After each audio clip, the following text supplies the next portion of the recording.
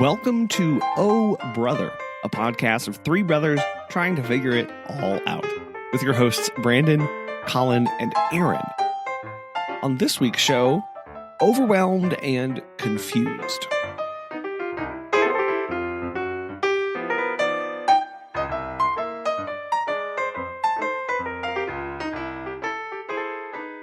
Hola. Hello. Sorry, I was closing windows. Cha-cha. Always closing so many windows. How many Tabs, windows do you have open? Well, I had 3 open. Tabs, I mean. Because I have my email open because you emailed me.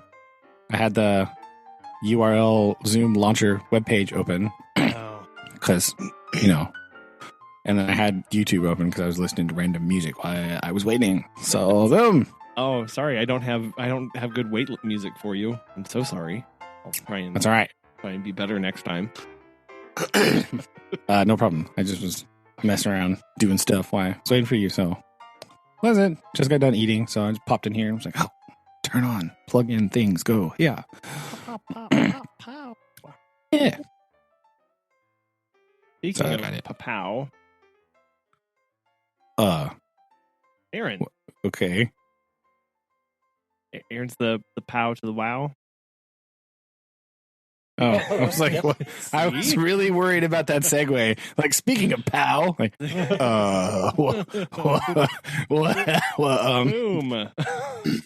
It's either things are getting bad in your neck of the woods, or this is some sort of weird Mario reference, right? Like Donkey Kong reference that I'm not ready for. No, not quite. Not quite. Yeah. Yeah. No, that would have been an interesting segue if the Jeep had just completely blown up on the highway. That would have been a good segue. So it's still together in one piece. Still together. It hasn't exploded. Okay, well that's good. Not exploded Jeeps are good. Yes, it's my motto, really. That's what I live by. It's a good motto. Handy one. It's just weird to me that, I guess, it's just one of those sign of the times things, right? Like that Jeep is making an instrument that is so incredibly delicate that one thing going wrong makes it explode all over the place and be in a mechanic shop for months and months. When I have definitely seen a person drive a Jeep just over a tree, just not like an older Jeep, right over it, just blap right across, didn't even stop, slow down, nothing, it's fine. Tree, okay, yeah, and then tree. Went forward, right? There was no, and this wasn't even this was not some kind of weird weekend rock crawler thing. It was just his Jeep. Mm-hmm. So he drove around everywhere. I know. Just drove it over a tree. Blam. Right? Really? Just blew the tree right down. What the heck? It boggles the mind. So that's how that's an interesting. We've come a long way, Jeep. Mm-hmm. And here we find ourselves. Everyone's surprised. Yes. Yeah. So me too. But I know the listeners are probably bored of listening to me moan on and on about utilitarianism, right? But come on, let's look at. Well, that's what I was on. Oh my gosh, I was on Facebook Marketplace because that's one of my favorite places to be these days. Found a because that's where Toyota Land Cruisers are. Found a 1984 Toyota Land Cruiser. Mm-hmm. Truck. See? I knew it. That they imported from, where did they import this thing? It's the diesel, so it's amazing. Oh dear. Yeah. No, that means you literally can't destroy this thing. That means it has just how much torque does it have? Yes. It's sufficient. It's one of the rare ones. This is way into Land Cruiser territory here. But the highest desirability ones come from places like Costa Rica and South America, because there's no issues there. This like body rust and these kind of things. So for whatever reason, I'm gonna say, what are you talking about? They actually drive them around through a jungle all day. Like, well, yeah. Oh no, it's fine. Field tested. But this thing is amazing. It's just field broken.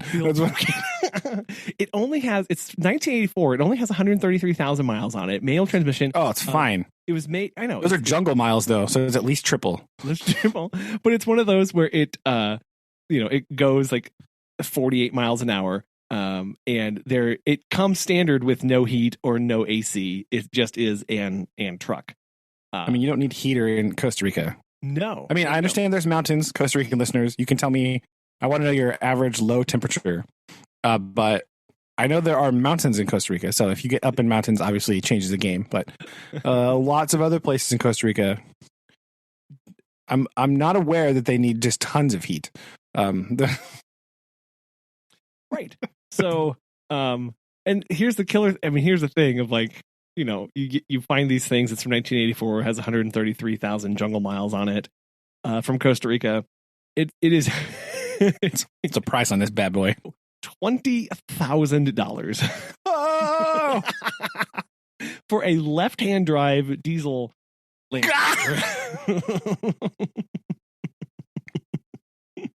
Wow. I should add. It's the HJ47. Well, I mean, obviously. So it's just you goodness gracious, those gems out there, and I'm like, oh, maybe, so cool. Anyway, I'm scrolling through the pictures right now, so give me a moment. I'm going to be distracted. I don't know what would be a more interesting conversation: the conversation with your wife, or the conversation with your loan officer about why this is a great idea to buy this, right? Because I imagine the bank person's like, dude, seriously, why? Like, dude, can you loan me $25,000 for that?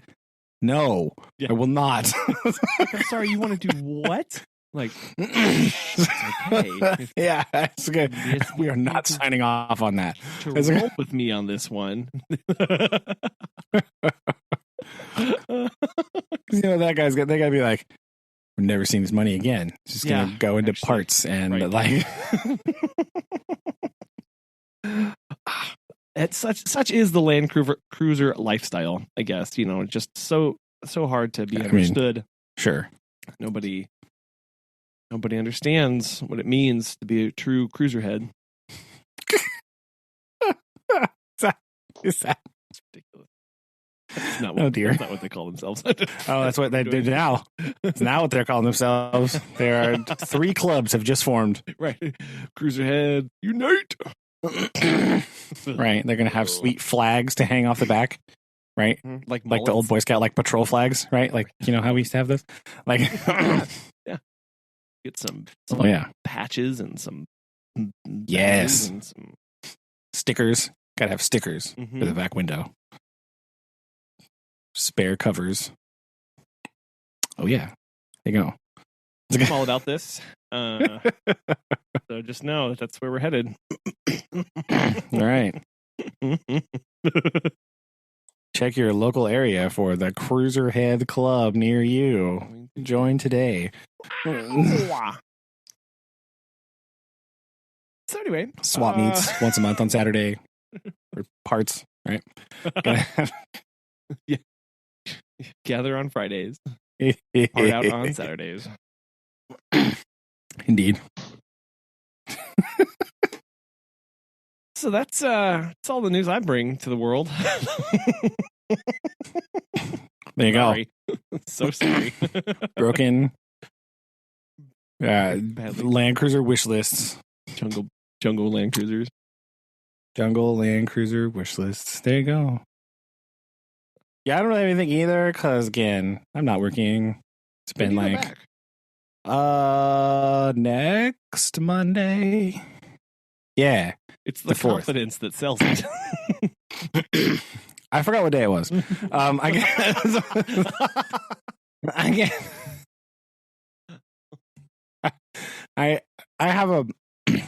I've existed in the school environment for so long that whenever it's not in session, Like I have this problem in the summer too. Like there's oftentimes I literally have no idea what day it is. Like none, because that's my days are regimented by like what's happening at school. Sure. Right. So when there's no school for a while, I'm like, what did I watch on TV today? Sometimes that can tell me what it was. What was the programming? Yeah, that's Oh no. that's kind of it. So yeah, that's why I said that. Oh. Yeah. Next Monday, go back for semester 2. Dun, dun, dun. Yes. So we'll see. So all I've been doing is I've been playing guitar last few days. That's basically it. What are you learning anything new? I'm just doing some like I haven't played it, so I'm a little rusty, so I'm just doing some like scale practice, you know, not exciting things. Scales and little exercises, and I gotta find something else to do to make it a little better, but Which try to practice guitar? my Which you're the only person have to ask this to of which guitar? my electric one. Okay. My newest one, the electric guitar practice.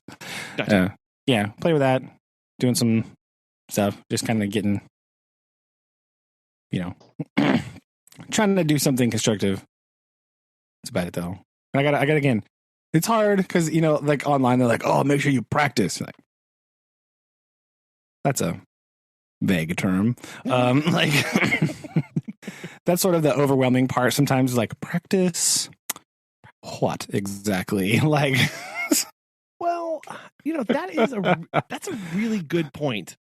In that you can, and this goes into many things in life too. it's a little paralysis, right? Because you're like, Yeah, I don't, and there's like so many things, right? Yeah. And I'm not like a music scholar, right? I know just like enough about like stuff, to get overwhelmed and confused rather easily. Sure. So like, you know, there's all this stuff you can do. So there's like scales, but which scales? Major, minor, all the other modes, right? Phrygian, Mixolydian, triads, inverted triads, right? Double inversion triads. Like, what do you do? Arpeggios, like, you know, what keys do you practice in? Well, practicing in the key of E, by the way, just in case you're curious, because number one, several of the songs that I play with my friends are in the key of E, so I need somewhere to start. So I was like, E, sure, this one. I do that one. Go there. But I think, you know, that the paralysis, not necessarily even paralysis of choice, because I don't know, I get that whenever people are like, you know, what color do you want to paint the walls of your house? It's like, oh no. Or what color do you want your logo to be? You know, yes. Okay. Brief update on that. We know. We've got to, oh my gosh. Oh no. In the air. So I'm sorry, listeners. I'm sorry. I didn't mean to bring it up. No, so it's Funky Bunch Pet Care, and our colors are muted because we wanted to convey professionalism. Skill. We wanted to convey, like a calming nature, a secure, trust. It's not like bright orange, right? Like so 80s, like orange and green. And so when I made the logo, because sorry, Mike, you're amazing, Mike.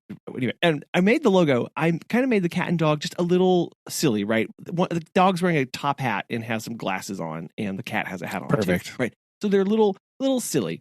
Well, we had they were doing these like free reviews of your brand and your social media accounts by this person. So we were like, sure, we'll throw ours out there.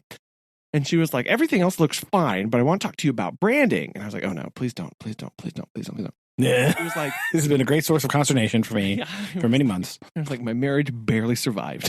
Okay. Don't bring this up. And she said, with a name like Funky Bunch, I expected to click on the link and see like tie-dye and these kind of colors, true. And to see all these things. And I was like, no, because like mini purple moons and green swirls, right? Like, whoa, right. These bright psychedelic, bro. kind of funky colors. The problem is if you look at me and Megan and how we run our business, we're not funky in that aspect, right? I'm not a 70s. So 60s what you're throwback. telling me is you got Megan some bell bottoms for Christmas. Right. So I got a pick. I can see her wearing one of those like peasant dress things, right? I can see her rocking that. I believe. Like a big flowy white shirt with like long sleeves. I don't think so. Yeah. Headband. Megan, I think it's time for a style update.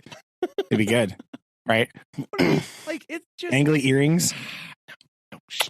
No. Because anyway, you could have a vest. Right.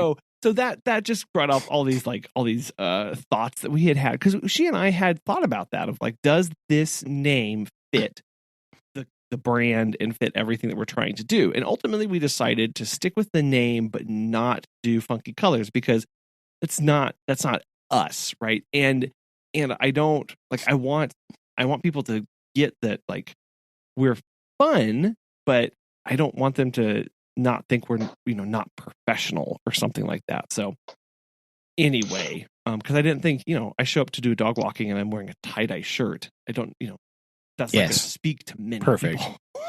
Yeah, no, they'll love it. They'll be like, "Sup, dude?" Some round glasses. Yeah, I'm good. Yeah. Really good. So, that's where we have found ourselves with the logo. But looping back to paralysis by choice, with what you're talking about, it's even deeper than that because when you're practicing, you're intentionally sitting down to try and prepare yourself for something in the future, right? So that you have better skills. Yeah. And so you really have to have like a clear trajectory in mind. I guess in some instances, because you can sit down and just kind of mess around on it and to keep your fingers limber and to things from recall. But if you're actually then you're not doing anything. You're not progressing, right? Like right. And I guess remembering the song, like, oh yeah, you're practicing and you're learning, which is really different than like rehearsing. Because when you're rehearsing, you have everything lined out and you're just getting in that that mode and you're really ironing things out. But if you're practicing, you have to get to that. That's the first step. And so when you sit down to practice, it's like, what am I practicing for? What's the end goal here? I don't. Yeah, and it's really hard to do that when your goals are like vague of like don't suck as much, right? That's so like but it's also like there's, like I said earlier, there's so many different things that like I'm only vaguely aware of. Like, it's one of those situations where like I know enough music theory to be dangerous about it, but like not really an expert, So it's kind of like, well, you got to practice a couple of these things, but then what? Like, what else do you do? Sure. Like, I don't really know. It's kind of hard to figure out like the plan, right? Like, well, do some of this, and then what else do you do though? Like, well, I think for me, one of the things is like, okay, is there anything I could practice that could detrimentally impact what I'm trying to actually accomplish? Right? Could I be practicing the wrong thing in life and general? Yeah. But in other things, so that I'm not end up way out in left field, and I thought I was doing the right thing, but it didn't work out. True. That's why nobody practices the major pentatonic scale. Literally, no one uses that. So, like, Anybody do? Yeah, you use that one. You use something else. One uses the minor one. It's all like bluesy and stuff. That's everybody uses the minor pentatonic scale. That's the one that even when they're playing in the major key, right? You still play, which is the other part that's confusing. Like, okay, then why do I do? Is that okay? Like, that's some of the music theory rules that I'm like unsure about. Like, is it technically okay to do this? Right? Like, is this allowed? Like, I don't know. will it sound like complete trash if I do that? Like, I'm not real sure. Like,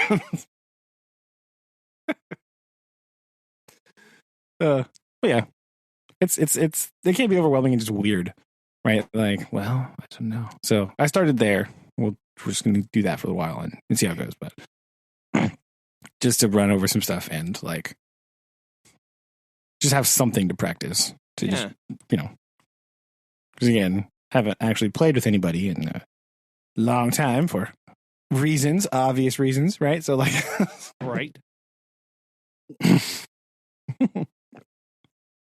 So I can do something. Don't want to get all dusty, right? So brush it off. Just mess around with that a little bit this week. Cool.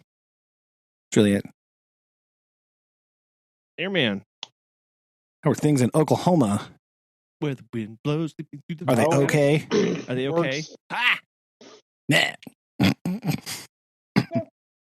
Work's picking back up, and so there's only 3 of us working for the entire county this week. So everyone wanted to take, a week off our vacation. That left us a lot short-manned, and so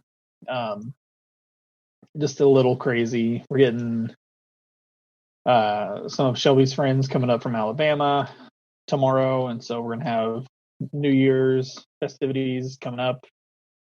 And other than that, that's really about it. Excuse me. And so, not really a whole lot else going on. Besides that, but yeah, that's kind of been all the stuff on our end. Nothing really exciting or new. Work, like I said, work's just crazy, and haven't had time to do anything outside of work besides get some stuff ready for post Christmas activities, and just get some time spent with some good friends coming up. But yeah, other than that, that's really about it. Not bad. Yeah.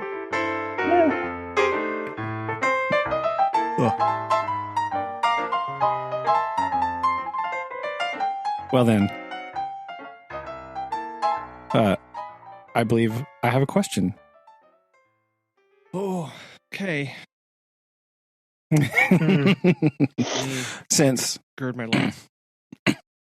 Well, here's something for us to ponder then. Since none of us have anything going on, right? And normally we talk about all the things we have going on. I have a question for you. So, I would like to know.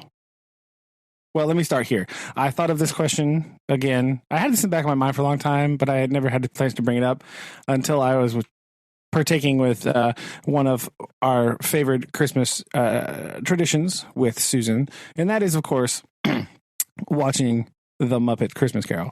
Now, if you've never seen this, it is the retelling of Charles Dickens' A Christmas Carol with the Muppets, right? The beloved Jim Henson production Muppets. Beloved characters. Yes. Now, the problem is, ever since Disney bought the Muppets in 2004, they've just sort of like remade the Muppet movie like again and again and another one. So like they are creatively bankrupt. They don't really know what to do with the Muppet property because they're not really like geniuses like Jim Henson, obviously. And so my question is, the Muppets have done 2 retellings of classic literature. One, of course, The Christmas Carol, and the other one was Treasure Island. So I think we need to decide what the next one should be. What would be the best classic piece of classic literature to be recreated with Muppets?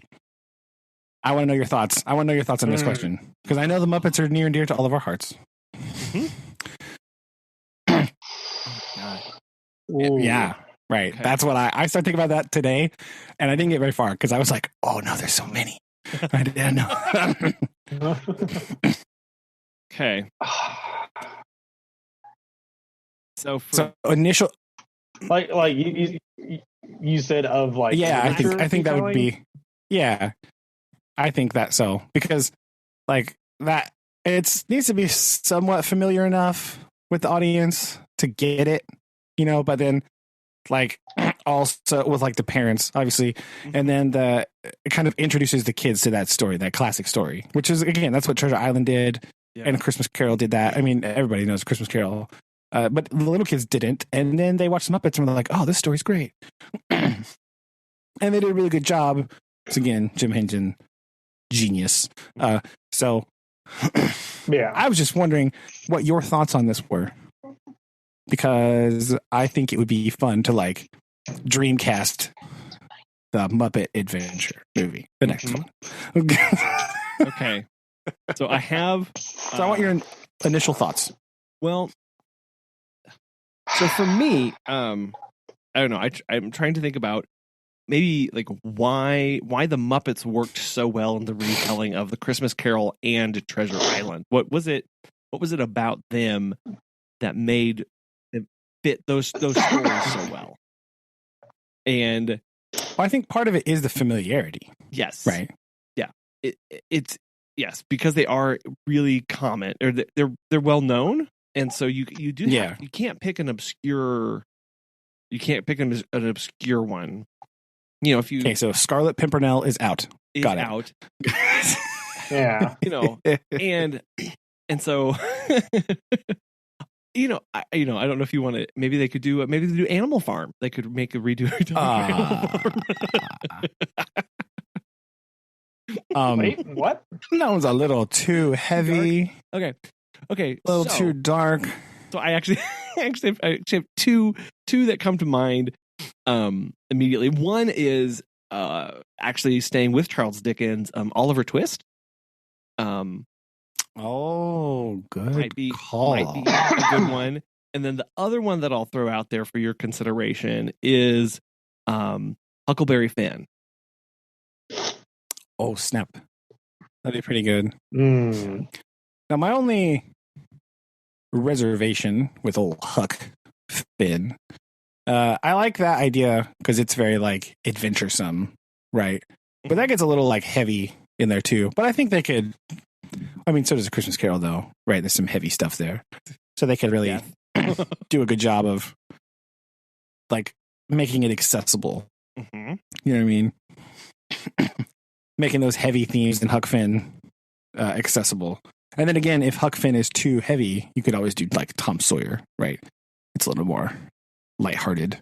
But that's a good one. So Mark Twain, I like it. Yeah.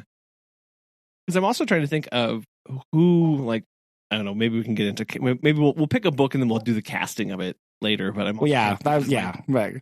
Because I'm trying to remember who was it Gonzo that played a quasi like Don Quixote character already?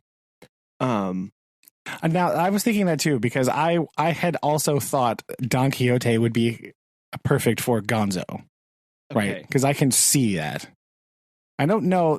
I'm not sure exactly, but I don't think they've done the story of Don Quixote. But I think that would be a good one, as long as Don Quixote was played by Gonzo, because it almost just has to be. Yeah. Right? Like, yeah. I don't know who else would play Don Quixote.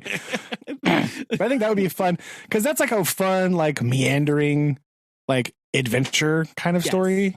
It's like very adventurous. That's the same thing with Tom Sawyer or Huck Finn, right?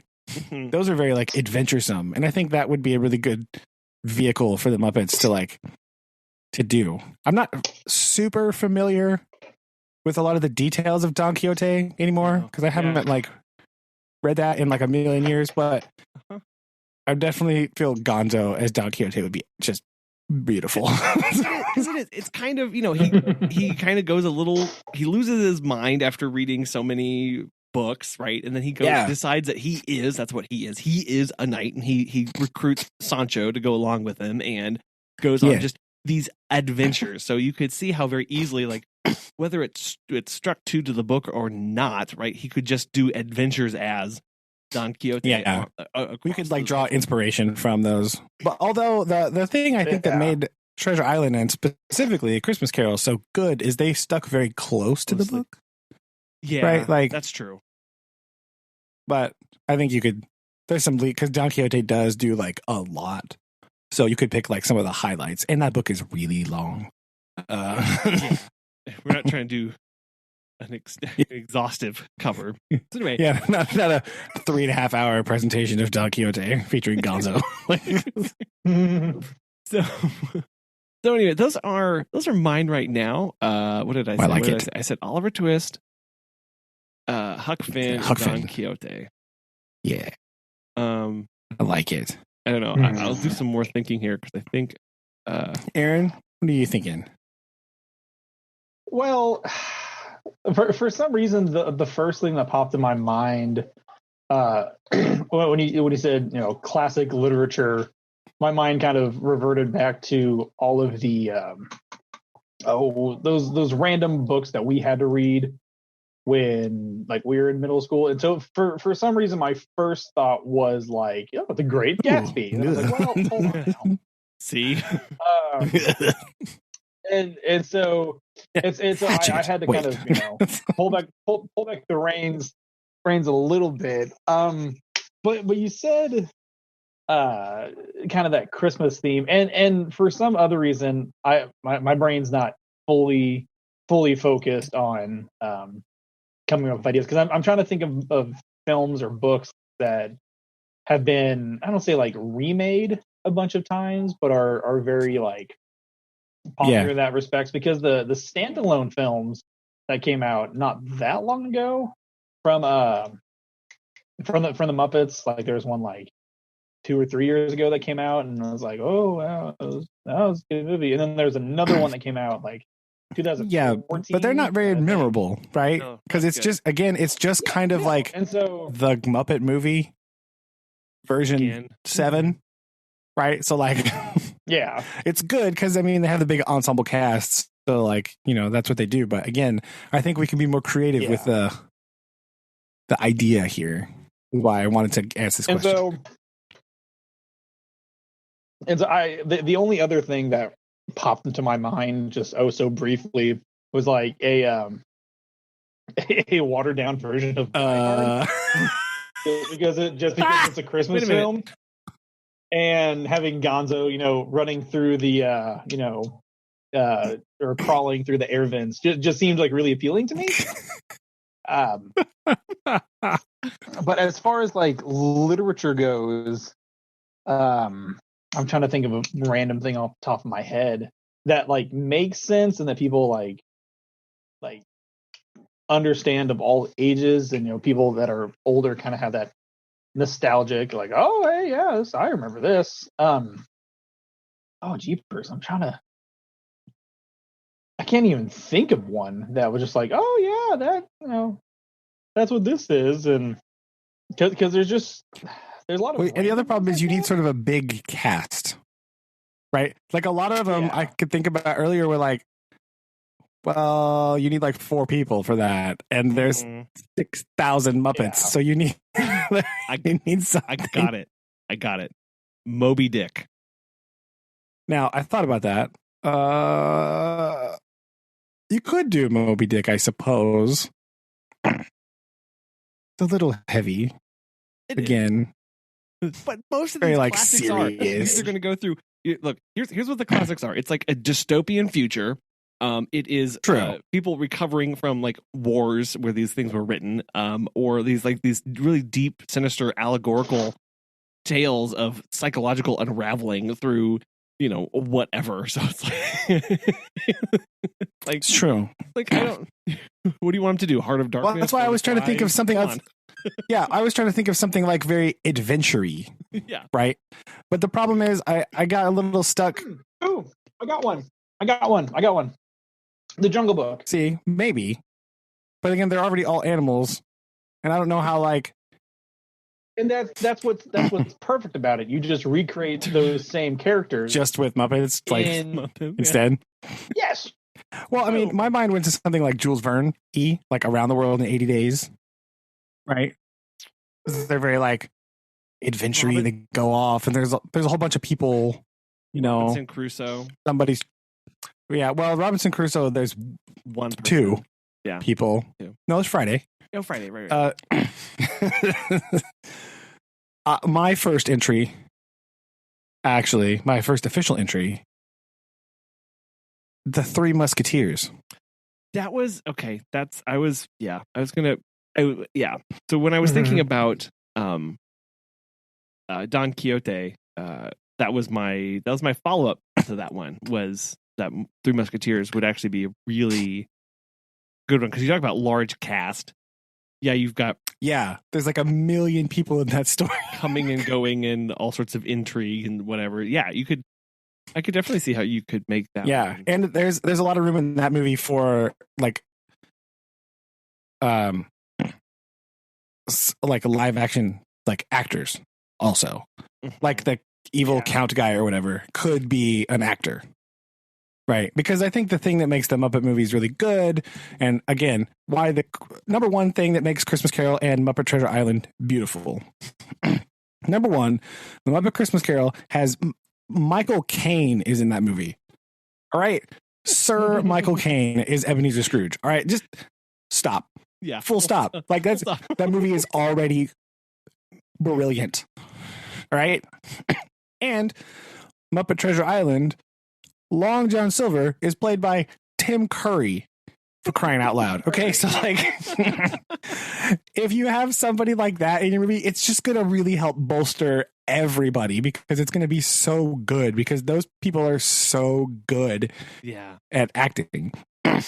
So something like Three Musketeers, I think there's a lot of room for other actors to come in, as well as you have the four really Musketeers, because you're D'Artagnan, but like, I know it's fine, but like,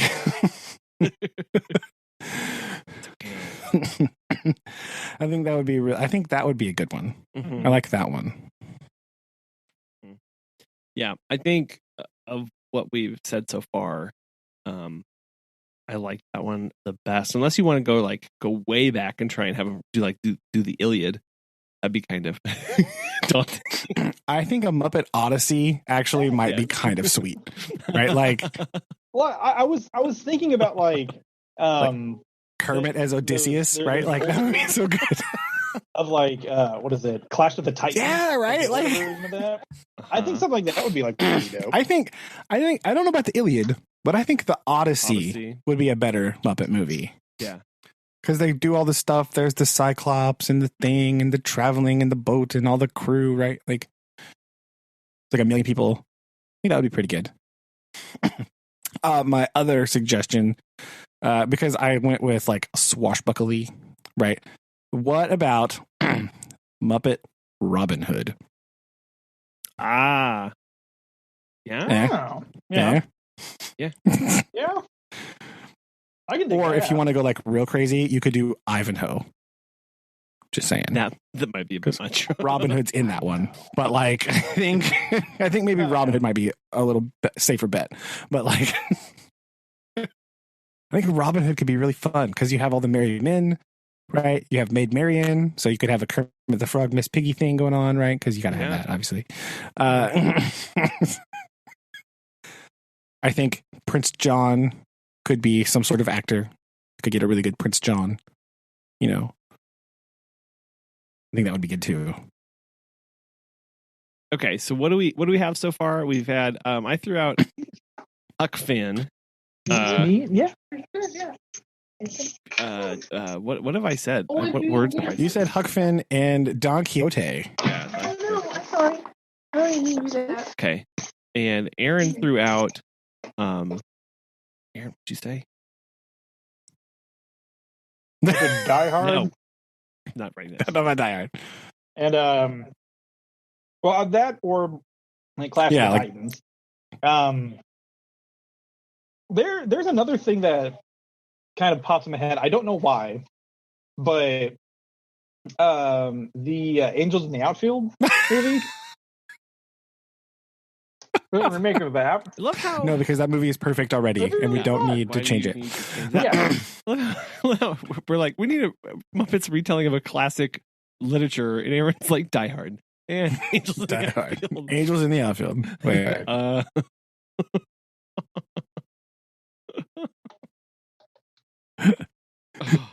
Okay. And Brandon, you have said what I said either the Three Musketeers or Robin Hood.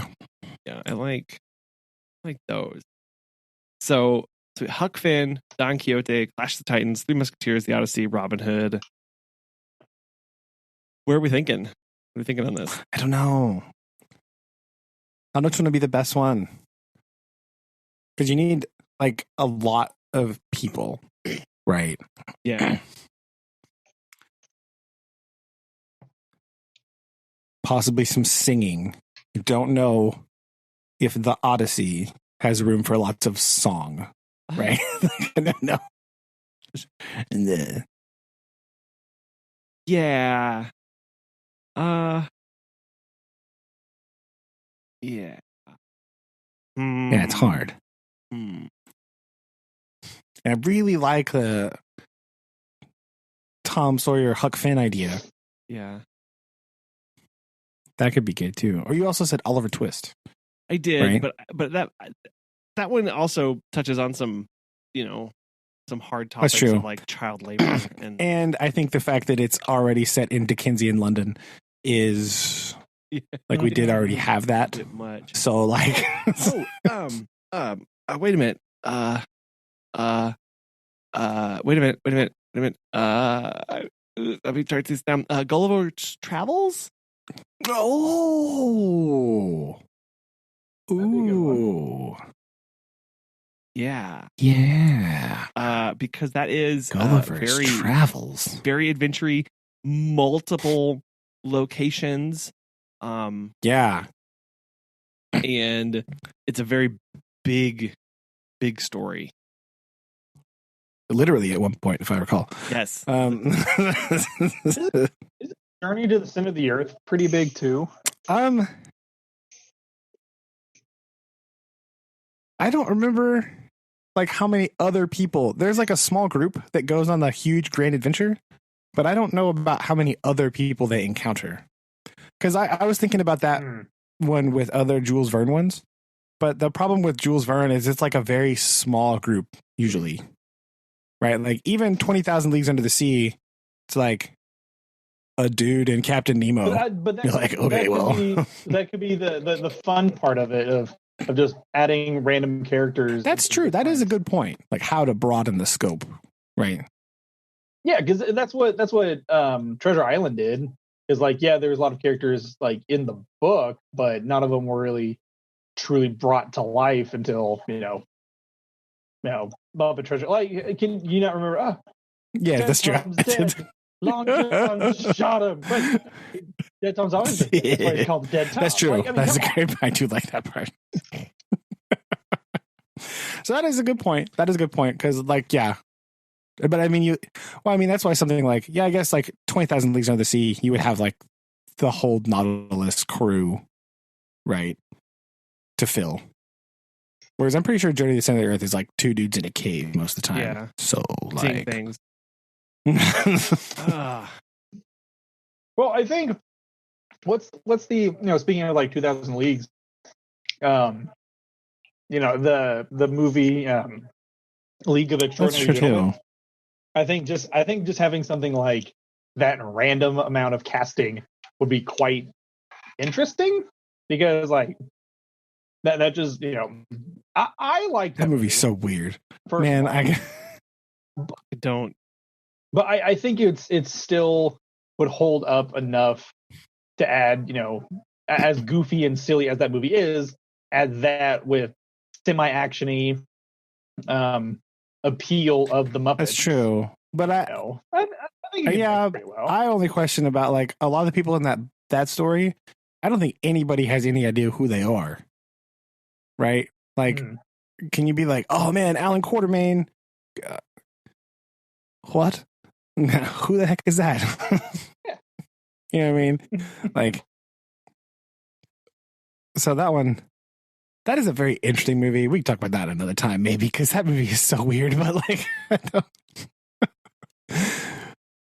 I think it needs to be more familiar to be a good Muppety movie. I don't know. I just think like the randomness, because what you don't expect exactly, Muppets and Treasure Island to be a thing until it is one. I don't know. But I think Treasure Island is so like adventure-y. It's like a very adventure-y movie that it really just kind of fits, right? You can add a lot of stuff in there and make it silly and fun, and then kind of go on the whole thing. I think that's why it works so well. And then I think, again, it's very like, I guess the only word that's really coming to mind is like swashbuckling, right? Like that's kind of what it is. And then the counterpoint is what makes the Christmas Carol so good is it's just such a sincere delivery from like the Muppets, right? You're not always expecting like sincere, like heartfelt when you think about Muppets, because you think about like, oh, it's a zany adventure, right? But that movie's so like, hiya, like I'm gonna punch you in the feels now, bam. So like they do have that ability to counterpoint it in that way. So trying to combine those into two, which is why like a Tom Sawyer or Huck Finn would be good, because that has both of those. You know what I mean? And like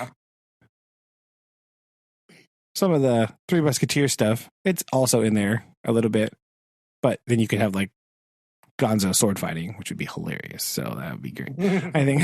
Yeah. Well, I think I like that that putting them in roles that are very, very physical and have them interacting with the world around them a lot is what's going to be really good. So yeah, because you can have the world, right? Yes. Because you can like the world of the Christmas Carol is just populated with like a billion Muppets and people everywhere. It's very full feeling, and then like. And even in Treasure Island, like they're on the ship a lot. And so that ship is very just full of stuff. Right. So you get that kind of fullness from the area and the setting too. Yeah. Yeah. So I guess it's it's how I feel like we've got a really big list right now. Huck Finn, Don Quixote, Clash of Titans, Three Musketeers, The Odyssey, Robin Hood, and Gulliver Travels. Yeah. So I think we need to make a decision on this and just see, and so we can move into casting. I think so. So, okay. So out of that list, let's pretend we're Disney executives. All right. And you have been greenlit several Muppet movies. Which one do you start with? What's going to be the first one out the gate to draw people in? And be like, oh, this is a thing, right? Because I really think like the Odyssey would be a good Muppet movie. I don't know if it's the first Muppet movie. Well, it's kind of like what's kind of popular right now. Like what is? I mean, everybody's trapped in their house for like a whole year, so like adventure movies are going to be. That's what. When I look at this list, Huck Finn, Don Quixote, Clash of Titans, Three Musketeers, Odyssey, Robin Hood, Gulliver's Travels. The one that really pops out to me is Three Musketeers from that list, because the name is immediately recognizable. You kind of know what you're getting, what to expect from it. Like if I saw a Clash of Titans poster for the Muppets, I think I would be really confused. That's true. And then if I think of the Odyssey and Don Quixote, I would be worried about what on earth are you going to do with those, right? Because they are so meandering, so large that I think there's a lot of room to get lost in that. So the focus of those adventures of the story, I think it's a lot tighter, easier to tell, especially given the pattern of Christmas Carol and Treasure Island of sticking really close to the story. The original text. That's a good point. I think Huck Finn, Three Musketeers, Robin Hood are much easier to tell It's very concise. Yeah, it is. It is concise. Yes. And again, let's pretend you've been given like 5 movies. So I think you could make some of those other ones later. But the first one out the gate, because the first one's got to do good, right? Otherwise, the rest of them aren't going to get made. So out of those 3, yeah. I mean, some people are just like, Disney sometimes like, no, we're making them anyway. Who cares? We have billions of dollars. Whatever. Well, no one watched it. Who cares? So those, you said Three Musketeers, Tom Sawyer, or Huck Finn, and what was the other one? I said Three Musketeers. Oh, Robin Hood. Huck Finn and Robin Hood. The other ones, again, I think would be really fun. Clash of Titans, The Odyssey, and Gulliver's Travels. I just think that they're way too big to launch. Yeah, with. They need some workshopping, and maybe a little bit too obscure for most people. That's true. Especially Clash of the Titans. Yeah, I'm going to add Don Quixote in there too. I mean, just because. Yeah, Don Quixote, Clash of Titans, Odyssey, and Gulliver's Travels are. Let's put those on the back. So those burner. Those need some development. Yeah, Three Musketeers, Huck Finn, and Robin Hood, I think, are definitely the short list. Short list. Yeah. Okay. Now the hard part. The hard part. Well, one of the hard parts. Getting there. It's true. Oh man. Like I said, I don't know. When you think of those, like movie poster wise and marketing wise, what do you think would be the easiest one to get across to people? Honestly, I think it's probably Robin Hood. But the movie I want to see the most is the Three Musketeers one. Okay, so why does Robin Hood feel like it's the easiest one to get across? Yeah, because it's the most accessible story out of all of them. Sure. Right. It's the most accessible one. It's like people kind of know what's up. People know the story of Robin Hood. The only trepidation I have with making that the first one is there's like 1 billion Robin Hoods. Right. And I don't know if people want another one. You know what I mean? Yeah. Yeah. That's true. Especially since the last movie studio Robin Hood movie was like a complete garbage fire of nonsense. Like, yeah, you wouldn't. I tried to watch part of that movie and was like, "What the heck is happening? What is this?" Yeah, you wouldn't want that to be what comes out. I can see that being definitely taking into consideration. So then you're left with Huck Finn and Three Musketeers, 2 very different kind of stories to be told. It's true. One being a pretty grand adventure. The other one, I mean, still being a grand adventure, but the world, I don't know. I feel like Huck Finn feels much smaller. And it really does. Versus, and not so like life and death, like grand scheming wise. Well, that's true. You could argue that the Huck Finn is more a journey of it's just Huck's journey, right? It's like it's a journey of self, whereas the Three Musketeers is part of that is D'Artagnan's journey, but like the rest of it's like the whole group's striving to change and make things better, right? It's very uplifting. Yeah, and I think the Muppets could lean into the uplifting part of that story. Yeah.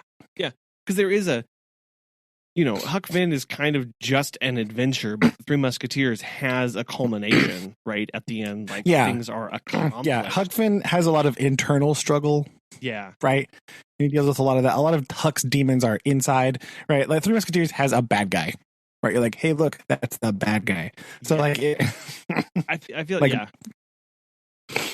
for that reason, it makes it conceptually, yes. So I think Muppets, Three Musketeers. Are we all in agreement? Aye. Plus, that movie poster would be so good. See, that's what I'm also thinking. It may just be because I have such fond memories for Treasure Island that I want to see them, swashbuckling again. True. True. No, I think, I definitely remember the, what is it called? Like the promos, the previews on TV. It's like, your favorite Muppets are back. Like I definitely remember seeing those for Muppet Treasure Island and just being like really excited. So I think something like that Okay. So Three would bring Musketeers. back a lot of nostalgia, and I think it'd be pretty cool. Sweet. And I think it'd be very interesting to see. Okay. There we go. Now, cast some characters. Yeah, here's the question. The big question is, I don't remember. Is there the question that I have that I'm trying to remember is, there's always the easy, like, you have to have Kermit the Frog, Miss Piggy pairing. Right? That's like a law in a Muppet movie. Uh-huh. So is there a love interest of one of the characters, and I don't remember? Oh.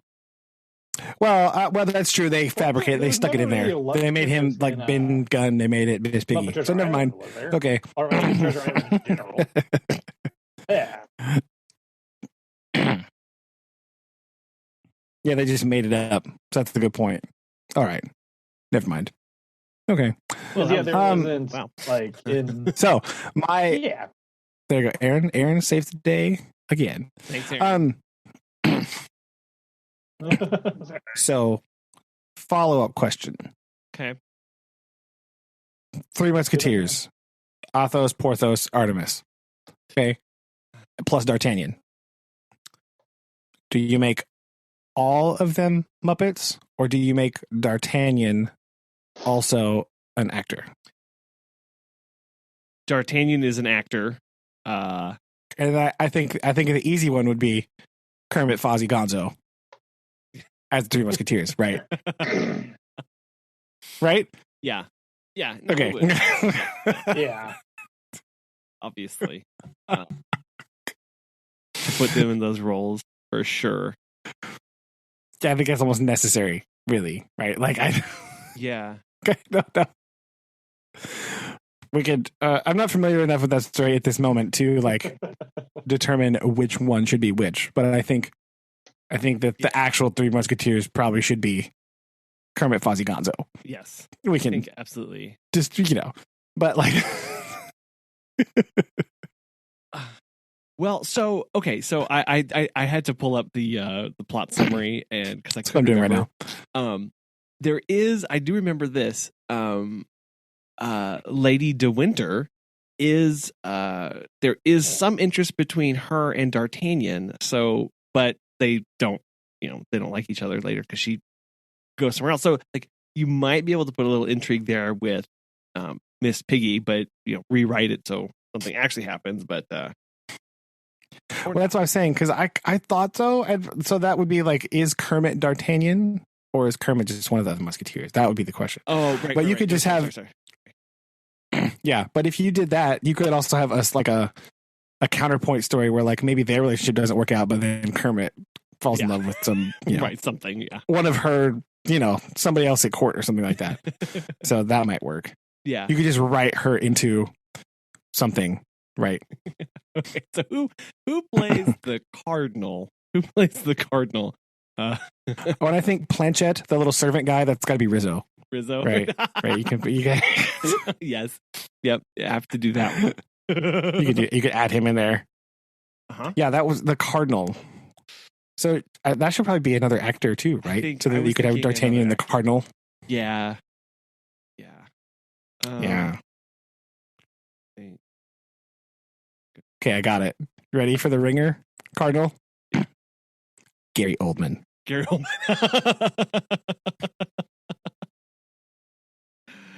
I like it. I like it very much. Very much. Because he's so good, right? If Gary Oldman is too serious, I have a follow-up Cardinal.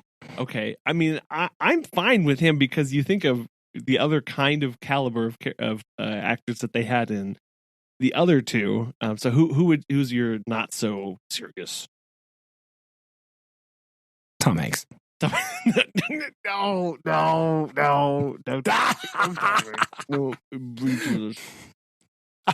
Too much? You got Tom Hanks overload? Yeah. No. Okay. All right. Gary Oldman it is. Gary Oldman. I think Gary Oldman would be great. Right? It'd be so good. I like this. I like this a lot. Okay. The problem is, I don't really know of any young actors that could be D'Artagnan. Aaron, you're hip with it. Who's a young actor? Go. Oh, sorry. The Tom Holland, the guy that plays Spider-Man. Oh. Boom. Oh, that actually okay. Because he's funny too, right? He's funny. Yeah. He plays kind of those characters. This is all coming together nicely. That's just the only one that came off the top of my head. Was, yeah, I don't have any like new like real, there's because I feel like D'Artagnan's got to be a younger guy. I feel like he was in his what, like 20s or younger? Yeah. Yeah, he's a younger guy in the movies, I think. Yeah. So like I'm not real sure like who could be a real like swashbuckly, like suave kind of adventurous guy like that. I don't really know. Yeah, I'm looking at none of these people on this list are jumping out at me. No. Or they're too tied to other things. I don't want to like, or they're just like much older. They don't really fit the mold there. That makes it. And I don't know. I don't. It does because I'm not familiar with like some of the new up and coming people. Like I don't know, like John Boyega. Throw him in there. Yeah, I mean, yeah, maybe. I don't know if Disney wants to cast him again. He ran his mouth a lot about Star Wars, and they got a little grumpy with him. So they might. This is true. But this is the perfect cast that we're putting together. So, yeah, I think I like the idea of Tom Holland, just because of. He's a pretty young guy. He's young, and I think he could play off the Muppets pretty good, right? Because like he's pretty animated. He's kind of got that. Probably got a pretty good sense of humor, but that could work. I like it. Good job, Aaron. Yeah, thanks for pulling through with it. Well, because there's him, and then that's honestly like the only kind of young hip person I could think of. Granted, I haven't seen like a movie in almost a year. It's because they haven't made movies in almost a year. Yeah, and so I think something like that. He's excuse me, pretty well known. He's active. Either him or like if you want to go like super overboard but still be like popular. I mean, like Dwayne the Rock Johnson. I mean, he's not a young guy though. Young guy, true. Right.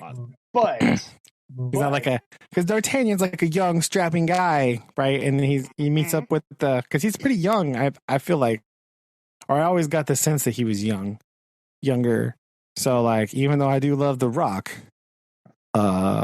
he's not exactly fitting that bill these days, right?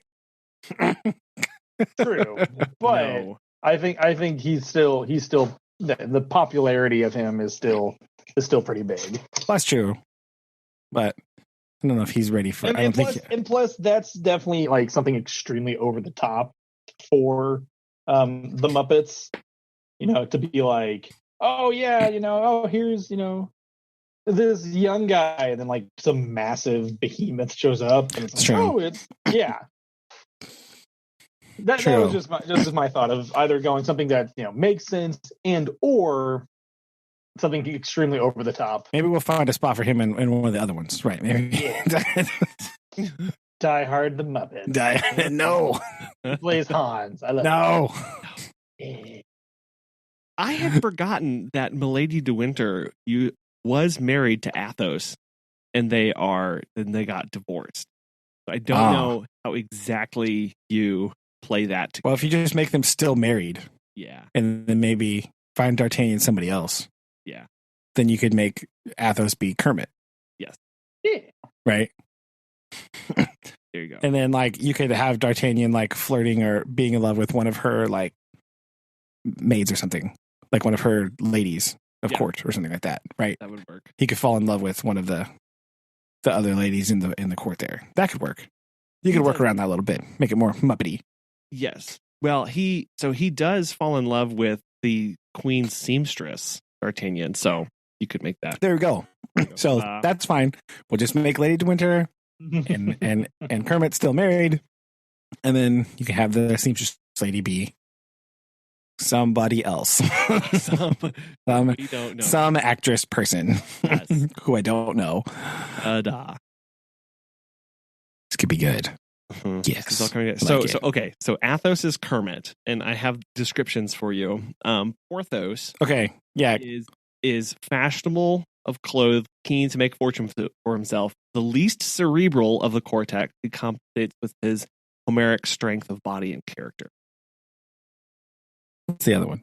Aramis is a handsome young man who hesitates between his religious calling and his fondness for women and scheming. Well, obviously that's Gonzo. And women, we replace it with chickens. Chickens, yeah. Right? Obviously. Yes. So that's Gonzo. And then the other one is Fozzie Bear. He's a bear. He's big, strong, like, I'm a bear, but he's also like really kind and like, yeah. I think that's good. Yes. Oh my gosh. Yeah. So instead of just like women and canoodling, it's just like chickens because he's always like, oh, hey, right? And like, there we go. Nailed it. Ta-da. This is easy. And then at the court, in the Queen's court or whatever, you obviously have the Swedish chef hanging out in there, right? Doing cooking stuff, right? Fit him in there. And the band, Colin's favorite band, the Muppet band there. They could be at court too. Yep. I forgot their name all of a sudden. Yep. The Electric Mayhem. Sorry. The Electric Mayhem. Yes, The Electric Mayhem. Yep. See, we're pulling everybody together. So, wow. Perfect. I like they can be there because there's lots of scenes at like the court, like because it's French court, right? So there's lots of crazy stuff like that. Mm-hmm. They could be in there. You're gonna have a great scene. You can just kind of rehash that scene with Animal, right? Trying to play French court music, right? All like kind and gentle, and then just like rah, and like goes crazy. They start playing something else weird. Old. I mean, he only does it in every single movie. It's fine. It'll be good. Wow. Again, there we go. I like this. Okay. I like it a lot.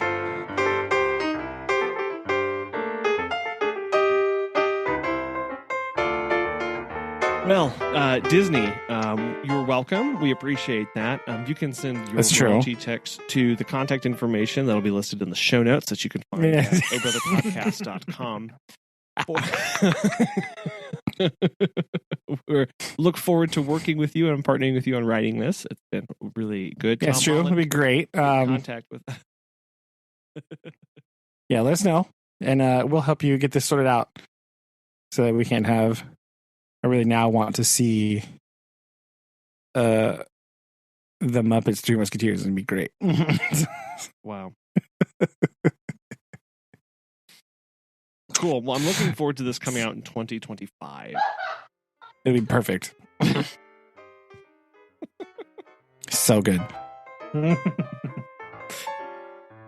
Sweet. Well, Vince, I think that's a wrap. That's a lot of work. Ooh, that's all right. That's more productivity. Oh man, I'm so tired. Talk about value added to listeners. Wow. I think so. We're doing. Get ready, listeners. Let us know your Muppet movie of choice. Which one are you most excited to see? Yeah, we'll do some follow-up episodes on the second, third, fourth. That's true. Get those. Perfect. Well, love you guys very much. And love you too. Have fun walking dogs. All right. That's where you're off to. Yes. All the fun. Always fun. Take your flashlight. Gosh. Okay. Anyway, fun stuff. So, talk to you guys soon. Love you. All righty. I love you too. Bye. Bye.